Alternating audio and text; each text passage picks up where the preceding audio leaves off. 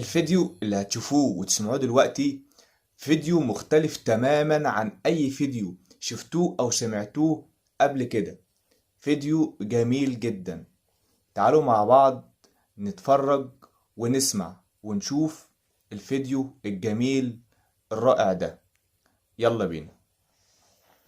انتوا عارفين مصر الدولة الوحيدة على مستوى العالم بعد الصين اللي قالت لدونالد ترامب لا، دي ما حصلش على مستوى العالم. حتى رئيس بوتين في روسيا حينما كان يرفض بعض المقترحات الأمريكية كان لا يعلنها صراحة بفكرة الرفض، ولكن كان يقول لترامب نعم، ولكن من خلف ترامب يعني يذهب لتغيير المواقف على الأرض.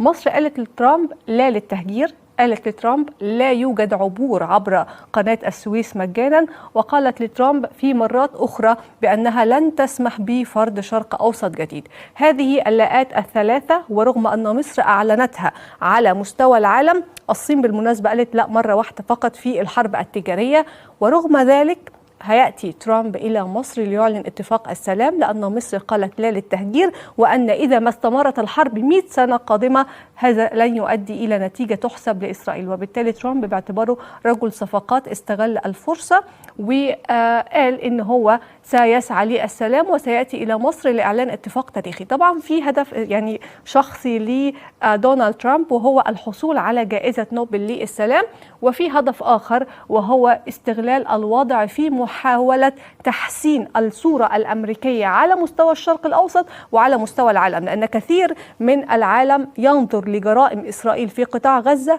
على أنها صنيعة أمريكية قبل أن تقول أو تكون إسرائيلية، وده اللي